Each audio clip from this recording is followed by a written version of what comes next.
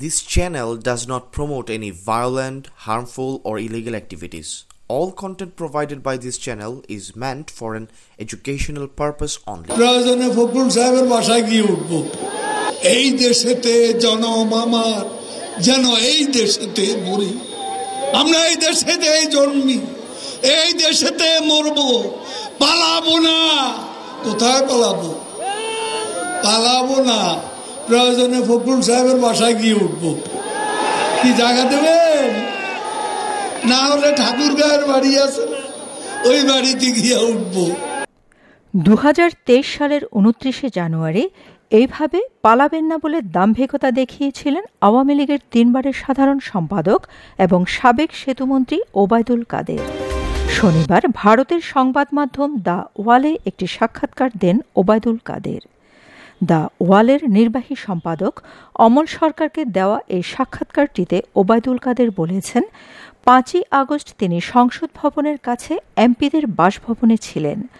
অবস্থা বেগতিক দেখে স্ত্রীকে নিয়ে ওবায়দুল কাদের তার নিজের ফ্ল্যাট ছেড়ে পাশের একটি ফ্ল্যাটে আশ্রয় নেন, কিন্তু সেখানেও নিরাপদ বোধ করেননি। জীবন রক্ষার্থে স্ত্রী সহ টয়লেটে আশ্রয় নেন। ছিলেন টানা 5 ঘন্টা, কিন্তু লুটপাট করতে আসা 7-8 জনের একটি গ্রুপ তাকে দেখে ফেলে। তারা সেলফি তোলে। এদের কেউ তাকে সেনাবাহিনীর কাছে হস্তান্তর, কেউ জনতার হাতে তুলে দেওয়ার কথা বলে। এই অবস্থায় ওবায়দুল কাদের ও তার স্ত্রী তাদের ম্যানেজ করতে সক্ষম হন। নিশ্চিত মৃত্যু থেকে প্রাণে বেঁচে যান তারা। এক পর্যায়ে 2 ব্যক্তি তাদের মাস্ক পরিয়ে কাপড় মুড়িয়ে রাস্তায় বের করে আনে। পরে একটি ইজি বাইকে লাল কাপড় উড়িয়ে রোগী সাজিয়ে হাসপাতালে নেওয়ার কথা বলে অজ্ঞাত স্থানে নিয়ে যায়। অতঃপর 3 মাস তিনি বাংলাদেশে অবস্থান করেন। 8ই নভেম্বর আওয়ামী লীগের সাধারণ সম্পাদক তার স্ত্রীসহ প্রথমে ভারতের মেঘালয়ের শিলং হয়ে কলকাতায় পালিয়ে যেতে সক্ষম হন। সেখান থেকে কলকাতায় যান। বর্তমানে তিনি সেখানে অবস্থান করছেন। 5ই আগস্ট কিভাবে নিশ্চিত মৃত্যু থেকে বেঁচে যান এবং ভারতে পালিয়ে যেতে সক্ষম হন তা শুনুন ওবায়দুল কাদেরের কণ্ঠে। 5ই আগস্টের সেদিনের যে ষড়যন্ত্রমূলক ছাত্র উত্থান, সে সময় আমি খুবই ভাগ্যবান। সেদিন আমার বেঁচে থাকার কথা ছিল।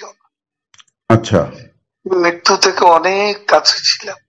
আচ্ছা, আমি আমারই সংসদ এলাকায় আমার নিজের বাসাকে এড়িয়ে পার্শ্ববর্তী আর একটা বাসায় আশ্রয় নিয়েছিলাম। বেশ। তখন 4 দিক থেকে মিছিল আসছিল এবং এটা আসলে ছিল প্রধানমন্ত্রী গণভবন কেন্দ্রিক। এবং এটা আমরা অবাক হলাম যে সংসদ এলাকাতেও এটা ছড়িয়ে পড়ে এবং একটা লুটপাটের যে লুম্পেন স্টাইলের কতগুলো ঘটনা ঘটে এবং সেখানে বিভিন্ন ধরনের লোক আসে এবং এদের মধ্যে বেশিরভাগই মনে হয়েছে এটা কোন রাজনৈতিক অভ্যুত্থান, এটা লুটপাটের অভ্যুত্থান। না, একটা কথা জিজ্ঞাসা করি, সে তো আমরা তখন সেটা দেখলাম এবং মাননীয় প্রধানমন্ত্রীকেও যে বাসাতে ছিলাম তারা সে বাসাতেও হামলা করে। আচ্ছা, তারা জানতো না যে সেখানে আমি আছি। আচ্ছা, আমার বাসা তারা লুটপাট করেছে, কিন্তু যে বাসায় আমি গিয়ে আশ্রয় নিলাম সেখানে তারা হামলা করবে এটা আমি ভাবতাম। কিন্তু সেখানেও দেখলাম যে অনেক লোকজন ঢুকে পড়ে এবং তারা ভাঙচুর লুটপাট করতে থাকে। আমি আমার স্ত্রী সহ আমরা বাথরুমে লুকিয়ে যাই। অনেকক্ষণ ছিলাম, প্রায় 5 ঘন্টা। তারপর একটা পর্যায়ে এরা তো ওই বাথরুমের ভিতর সেখানেও কমোড, বেসিন, এগুলো তো লুটপাট করেছে সব জায়গায়। সেগুলোর লোভে প্রথমত তাদেরকে আমার ওয়াইফ সেই বাথরুমের মুখে দাঁড়িয়ে বারবার বলছিল যে আমি অসুস্থ, এ কথা বলে তাদের ফিরিয়ে দিচ্ছে। তো একটা পর্যায়ে তারা এই বাথরুমে যেগুলো আছে সেগুলো লুট করার জন্য জোরপূর্বক প্রবাসের হুমকি দেয়। তো সে সময় আমার ওয়াইফ জিজ্ঞেস করে যে কি করবো, খুলে দেওয়া যাওয়া হবে। তারপরে 7-8 জন ছেলে ঢুকলো, তার খুবই আক্রমণাত্মক দৃষ্টিভঙ্গি, মনোভঙ্গি নিয়ে। তখন হঠাৎ তারা আমার দিকে তাকায়, আমার দিকে তাকিয়ে আপনি নেত্রী চলে গেল, আপনি জাননি কেন? আমি কিছু বলছিলাম। তারপর এই ছেলেদের মধ্যে কি ভাবের উদয় হয়েছে জানি না, তারা আমাকে বলে আপনার ছবি তুলবো। তারপর আমার ছবি তুলতে শুরু করলো, সেলফি নিচ্ছিল, ছবি তুলছিল। এরা ছাত্ররা অনেকে আমাকে চেনত। কি কারণে তারা তখন আক্রমণাত্মক যে মনোভাবটা ছিল সেটা নিমেষে শীতল হয়ে গেল। এরা ঠান্ডা মাজাজে তখন কথা বলছিল। এদের মধ্যে আবার এক পর্যায়ে একটা গ্রুপ, তারা চেয়েছিল আমাকে রাস্তায় সেনাবাহিনী হাতে তুলে দিতে। কেউ কেউ আবার এটাও চেয়েছিল যে জনতার হাতে তুলে দিতে। এটা অবশ্যই তখন একটা মানসিক ভাবে ভেতরে ভেঙে পড়েছিলাম। এরপর এরা এদের একটা শার্ট, এদের ওই ব্যাজ, লাল পতাকা শোভিত ব্যাজ লাগিয়ে আবার কালো একটা মুখে একটা মাস্ক দিয়ে আমাকে হাঁটতে হাঁটতে সংসদ এলাকা থেকে বড় রাস্তা, গণভবন অভিমুখী রাস্তা, ওখানে নিয়ে যায়। ওখানে নিয়ে হঠাৎ করে কোত্থেকে একটা ট্যাক্সি আসে, একটা ইজি বাইক, সেটা খালি ছিল, ওখানে কোনো গাড়ি ঘোড়া কিছু ছিল না। ওটা হঠাৎ করে কেন যেন এসে পড়ল, হয়তো আমার ভাগ্য। এরা দুজনে আমাকে নিয়ে, আমার ওয়াইফকে নিয়ে ওটাতে উঠলো আর বলতে লাগলো, ওতে তো অসংখ্য মানুষ, চেক আপ সব জায়গায়। এরা বলতে লাগলো যে আমাদের চাষি অসুস্থ, হাসপাতালে নিচ্ছি, ডিস্টার্ব করবে না। এই করে করে নিয়ে গেল একটা অনেক দূরে একটা জায়গা। তো এটা হলো, ভাবতেও পারেনি ওরা যখন বাথরুমে ঢুকলো যে বেঁচে থাক, সে বেঁচে থাকাটাই সেদিন যে একটা পরম সৌভাগ্যের বিষয়। আনএক্সপেক্টেডলি বেঁচে গেছি, ইট ইজ মোস্ট ইম্পর্টেন্ট। সে সময় এই ছেলেরা যে কোনো ভাবে আমাদেরকে আর্মির হাতে তুলে দিতে পারতো। মানুষের রাস্তায় অসংখ্য মানুষ, সেখানে অনেকে তো আছে আমাদের অপোজিশন, মেরে ফেলতে পারতো। তো আজকে এটুকু বলে শেষ করি। না, কিন্তু আপনাকে মানে তারপরে আপনি কোথায় রইলেন? কেউ জানে না, আপনি প্রথম জানেন। না, বলছি যে আপনি এরপরে কোথায় রইলেন? তারপরে তো আপনি মানে থাকলেন কি করে, মানে ওই রকম পরিস্থিতি? আমি বাংলাদেশে ছিলাম 3 মাসের মতো। আমার একটা উদ্দেশ্য ছিল যে ওখান থেকে কিছু করা যায় কিনা, কিছু একটা করা যায় কিনা, সংগঠিত করা যায় কিনা। বিভিন্ন জায়গায় শ্রমিক অসন্তোষ, কর্মচারীদের অসন্তোষ, এগুলো প্রতিদিনই এগুলা লক্ষ্য করতাম। মানে পেশাজীবীদের যে ক্ষোভগুলো আর কি, ক্ষোভগুলো তখন রাস্তায় নেমে আসছিল। ঠিক। বিশেষ করে গার্মেন্টস ঠিক ঠিক। তো সে সময় ভাবলাম যে এদের সাথে যোগাযোগ করে কিছু করা যায় কিনা। তো এই চিন্তাতেই 3 মাস পরে আচ্ছা। এরপরে একে একে সবাই অ্যারেস্ট হচ্ছে এবং আমি তো নেত্রীর পরের পরের স্থানটাই আপনার। আমার বিরুদ্ধে তখনই 212টা খুনের মামলার আমি আসামি হয়ে গেছি।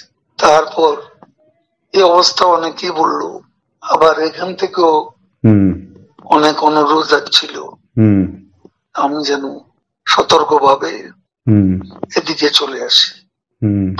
এইভাবে চিন্তা করলাম যে আসলে আমি বাইপাস সার্জারি হয়েছিল, অনেকগুলো ওষুধ খেতে হয়, আমি এখানে ধরা পড়লে ওষুধ খাওয়াবে কি। ঠিকই। তারপরে অনেক কিছু ভাবনা চিন্তা করে 75-এ এখানে এসেছিলাম, তার বঙ্গবন্ধু, তারপর 100 নম্বর জেল হত্যা হলো, তারপরে কলকাতায় এসে 9 মার্চ ছিলাম। আচ্ছা। এখান থেকে ফিরে গিয়ে জগন্নাথ হলে একটা বৈঠক করছিলাম অনেক রাতে, ঢাকায় তখন কারফিউ, তো ওখানে আমাকে অ্যারেস্ট করা হয়। তারপরে এরপরে আবার 1/11-এর পরে তখনও জেল খেটেছিল। তো এই যে বঙ্গবন্ধু হত্যার পরে যে 9 মাস ছিলেন, তারপরে কি আর কলকাতায় আসেননি কোনো কাজে বা কোনো ইয়েতে? না মানে কখনো রাজনৈতিক প্রয়োজনে আসেননি আর কি? আসছি, আমি তখন যোগাযোগ মন্ত্রণালয়ের দায়িত্ব ছিলাম, তখন এসেছেন। আমাদের ডেপুটি হাই কমিশনার বিজয় দিবসে আমাকে প্রধান অতিথি করেছিল। বেশ। তো একটা জিনিস বলছি, এই যে আপনি রইলেন, তো তারপরে তখন আর কোনো সমস্যা হলো না যে ওই ছেলেগুলো আপনাকে কোথাও পৌঁছে দিল, ওরা আর এটা ফাঁস করেনি? তাহলে কি আমি রাতে ওখান থেকে আবার, কিন্তু এই যে ছেলেগুলো এরকম করলো, এটার কারণটা কি মনে হয় আপনার, যে ওরা যে আপনার প্রতি সদয় হলো, আপনাকে কোনো বাঁচালো? মানে এটা কি হতে পারে যে এরা আওয়ামী লীগেরই তাৎক্ষণিকভাবে ওই সময় বিক্ষুব্ধ হয়েছিল, এরকম হতে পারে? আওয়ামী লীগের হলে তো আমি চিন্তা। ঠিকই। একটা অনেকে বলে যে আপনার কিছু ভূমিকা তখন বিতর্কিত ছিল, আপনি ছাত্রলীগ যুবলীগকে যেভাবে মানে মাঠে নামিয়েছিলেন পাল্টা, তার ফলেই এরকম একটা বড় জনরোষ তৈরি হয়ে গেল আর কি। এইটা মানে আমরা কথা মোটেই ঠিক না। আচ্ছা। আমি কখনো বলিনি যে ছাত্রলীগকে এই অভ্যুত্থান দমানোর জন্য। সেটা লন্ডন থেকে আমাদের এক ব্যারিস্টার নিজুম মজুমদার, ও ইউটিউবে কথা বলে, ও তখনকার ভিডিও নিয়ে সেটা প্রচার করেছে মাস 3 আগে। সেখানে ছাত্রলীগের নামই ছিল, বিভিন্ন বলা হয়েছে ওদিন ছাত্রলীগই যথেষ্ট, এ ধরনের কোনো বিষয় ছিল আমার বক্তব্য। আর আমি পার্টির সেক্রেটারি, তারা আমার মেট্রো রেল পুড়িয়ে দিচ্ছে, তারা আমার সেতু ভবন পুড়িয়ে দিচ্ছে, তারা বিটিভি ভবন পুড়িয়ে দিচ্ছে, তারা আমার অফিস আক্রমণ করতে বারবার আসছে, পার্টি অফিস, তারা গণভবন মুখী আক্রমণ শানাচ্ছে। তো সে সময় আমি কি আমাকে সেভ করব না? আমার দলকে সেভ করব না? আমার নেত্রীকে সেভ করতে হবে না? তখন সে সময় আমি পার্টির সেক্রেটারি হিসেবে আমার উপর সময় আরোপিত যে দায়িত্ব, সে দায়িত্ব আমি পালন করেছি। এটা যে কেউ করতো, আমি ওই জায়গায়, আমার জায়গায় অন্য কেউ থাকলে তিনিও সেটা করতেন। আপনারা 15 বছর ক্ষমতায় ছিলেন, এত বড় পার্টি, আপনারা দেশ তৈরি করেছেন, আপনারা বুঝতে পারলেন না যে এরকম একটা জনমত তৈরি হয়েছে? এটা কেন হলো? এটা একটা আকস্মিক উত্থান। এটা তো শুরু হয়েছে কোটা দিয়ে, শেষ হয়েছে এক দফা। হ্যাঁ, কিন্তু এটা কি একদিনের পরিকল্পনায় হয়েছে নাকি দীর্ঘদিন ধরে? ষড়যন্ত্রমূলক ঘটনা, একটা বিস্ফোরণ হয়ে গেল। সেটা ইন্টেলিজেন্সের একটা ব্যর্থতা তো ছিল, এবং এটা ব্যর্থতা ছিল না, এ কথা তো বলা যায়। আপনি জেনারেল সেক্রেটারি হিসেবে কি কোনো দায় নিচ্ছেন এই ঘটনার? যেহেতু আপনি জেনারেল সেক্রেটারি, ওই সময় 3 বারের জেনারেল সেক্রেটারি, আপনার উপরে দল মানে আপনার নেত্রী আপনাকে, আমার নেত্রী হুম যেভাবে নির্দেশ দিয়েছেন হুম সেভাবে আমি কাজ করেছি। এখন জেনারেল সেক্রেটারি হিসেবে আমার ভুল ত্রুটি থাকতে পারে, হুম এটা আমি I am not immune from hmm mistakes. হুম মানুষের ভুল হবে, হুম সে ভুল ত্রুটি আমারও থাকতে পারে। আপনি নিজে কোনো ভুল মানে চিহ্নিত করেছেন যে এইটা আপনার ভুল হয়েছিল? আমি কাজ করেছি, কাজ করলে ভুল হয় এটা? চাঁদাবাজি করিনি, হুম কমিশন খাইনি, হুম পার্সেন্টেজ নিইনি। হুম আমার মন্ত্রণালয়টা সবাই জানে। হুম তারপরে বাংলাদেশ আওয়ামী লীগের কমিটি গঠন করতে হুম কমিশন নিয়ে হুম কাউকে পদায়ন করিনি, হুম চাঁদাবাজি করিনি। হুম আমি সেই দিক থেকে হুম নিজেকে হুম একদম নির্দোষ বলে হুম আমি নিজেকে সাব্যস্ত করতে পারি। আপনাদের সময়ের নির্বাচন, তারপরে মানবাধিকার হরণ, মানবতা বিরোধী অপরাধ, এই সমস্ত অনেক রকম অভিযোগ এবং অনেক দুর্নীতির বিষয় সামনে আসছে। ডেফিনেটলি সব হয়তো সত্য নয়, কিন্তু আপনারা এত বড় একটা ঘটনার পরে কিন্তু আপনারা কোনো মানে ভুল স্বীকার বা দুঃখ প্রকাশ করেননি আর কি। এই প্রশ্নটা বারে বারে আসছে বিভিন্ন মহল থেকে।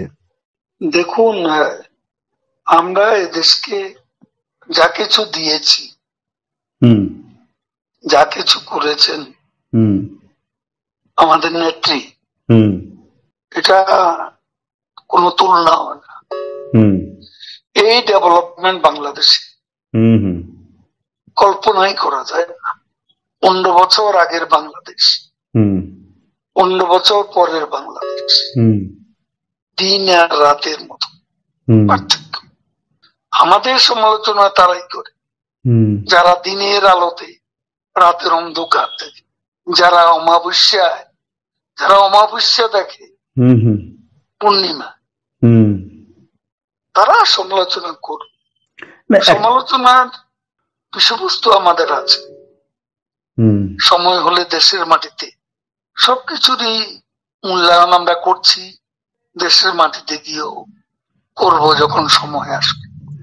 একটা বিষয় অনেকেই বলছেন, এই যে আপনি দীর্ঘদিন নীরব ছিলেন, বলা হচ্ছে যে আপনার ভুল ত্রুটির কারণে আপনাকে চুপ থাকতে বলা হয়েছিল, মানে এটা কাইন্ড অফ পানিশমেন্ট আর কি।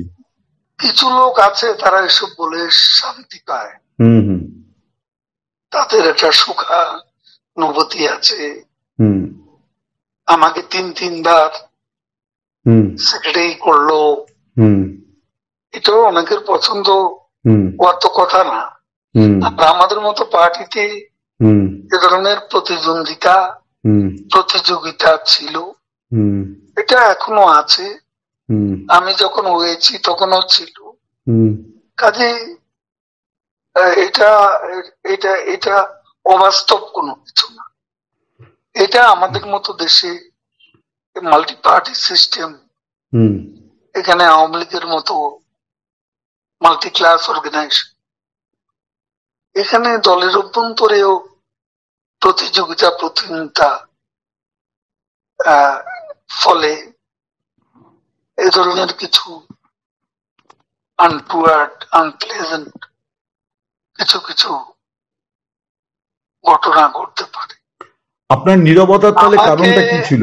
হ্যাঁ, আমাকে প্রধানমন্ত্রী নিজেই খুঁজেছেন এবং উনি সবচেয়ে বেশি ওয়ারিড ছিলেন হুম আমার অসুস্থতার জন্য। হুম তিনি ভেবেছেন এই অবস্থা আমি দেশে ছিলাম, হুম বলে যে তুমি টোটাল চেক আপ করো, হুম এখন তোমার অন্য কিছু করতে হবে না, হুম পারলে কিছু লেখো, 71 থেকে হুম দেশ নিয়ে লেখো, হুম সাম্প্রতিক ঘটনা প্রবাহ নিয়েও হুম তোমার চোখে যা দেখেছ হুম এগুলো নিয়ে লেখালেখি করো, কখন কি করতে হবে আমি বলবো। হুম আমি ওনার সঙ্গে কখনো দেখা করতে চেষ্টা করিনি, কারণ উনি যেখানে আছেন সেখানে আমার হাই সিকিউরিটি জোনে, সেখানে আমি কেন দেখা করতে চাই? উনি যখন প্রয়োজন তখন আমাকে বলবেন।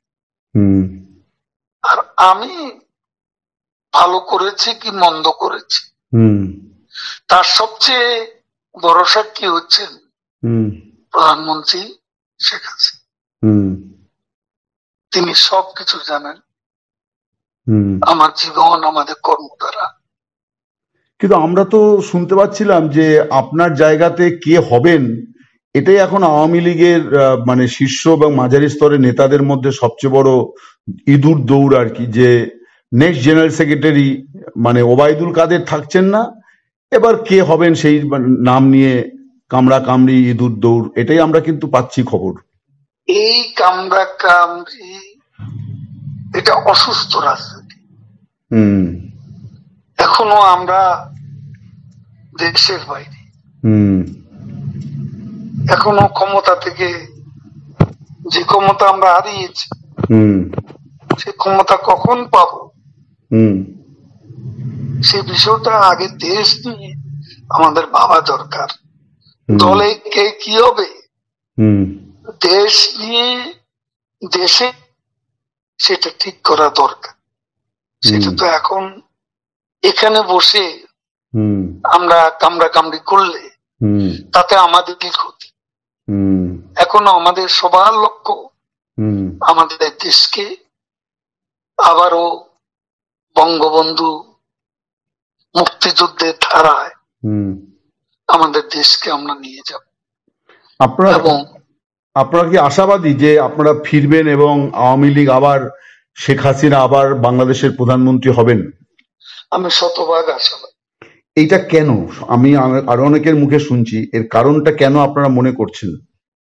আমরা মনে করছি এ কারণে বাংলাদেশের জনগণ, আপনি এখন পাবলিক অপিনিয়ন নেন, সবাই বলবো, বেশিরভাগ মানুষ বলবে শেখ হাসিনাই ভালো ছিল, শেখ হাসিনাই ভালো চালিয়েছে, শেখ হাসিনাকে হারিয়ে আমরা অনেক কিছু হারিয়ে ফেলেছি।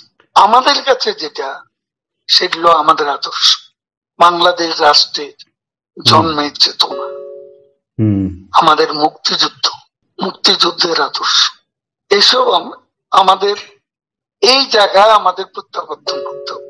কিন্তু একটা মিস্টার কাদের, আমি একটা জিনিস বলি, মানে ভারত সরকার ছাড়া আর কোনো মানে দেশ তারা কিন্তু আওয়ামী লীগের কার্যক্রম নিষিদ্ধ করার সিদ্ধান্ত নিয়ে তেমন কোনো প্রতিক্রিয়া দিল না। মানে আপনারাও মানে দুঃখ প্রকাশ বা ক্ষমা প্রার্থনা করছেন না। মানে এই জায়গায় কি একটা কোনো মানে জেদাজেদি বা ইয়ের জায়গা তৈরি হলো? মানে আওয়ামী লীগ কি একটু একঘরে হয়ে যাচ্ছে না? জেদাজেদি করব? ভারত আমাদের দুঃসময়ের বিশ্বস্ত বন্ধু।